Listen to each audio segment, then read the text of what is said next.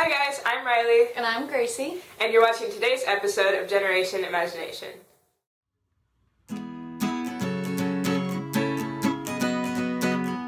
Today we're discussing Labor Day, which was observed this Monday.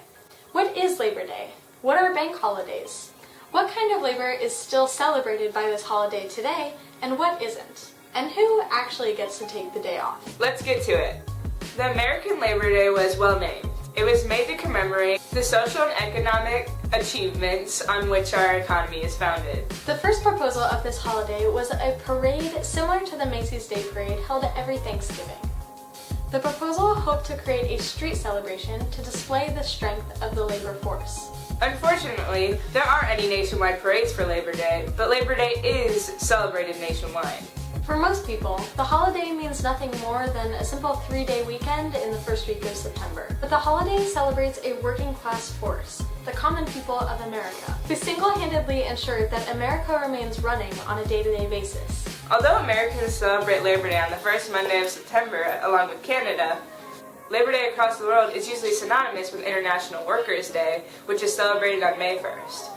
International Workers' Day celebrates most of the same principles as American Labor Day does, the achievements of workers and labor unions, and specifically the 8-hour workday movement, which advocated for 8-hour workdays. As with most national holidays, Labor Day is also a bank holiday in America. A bank holiday is quite literally a holiday for bank workers and Federal Reserve workers. On any bank holiday, banks are closed and you cannot make any physical transactions with the bank. So how can you deposit or withdraw money if you need to on a bank holiday? With the rise of technology, banking became more accessible to everyone at any time. ATMs remain open on these days so you can deposit or withdraw cash. Also complete online transactions on these days, although they will not be completed until the next business day. The banks and other businesses might be closed on national holidays, but despite the idea of taking a day off to celebrate the labor force, some people actually don't get a holiday. Among those who didn't get a break this holiday include technical and security workers, professional employees, air traffickers, retail employees, and emergency workers like registered nurses or firefighters. Some of the workers that are required to clock in on Labor Day are employed in jobs that have to continue even on a holiday, like air traffickers or policemen, and others are workers whose bosses are paying them overtime to remain on duty. According to Business News Daily, 41% of employers require a select number of employees to work on Labor Day. Whether you did or did not get a day off this Monday, Labor Day as we know it is vastly different from the initial idea and concept that it originated as. And it's even different from its international twin. Conceptually, Labor Day was a day of appreciation for workers in the labor union. Parades and parties were held for laborers and their family, and everybody got a day off. Internationally, Labor Day is celebrated on May 1st, and people take off work to attend protests. However, in America, it's celebrated very differently.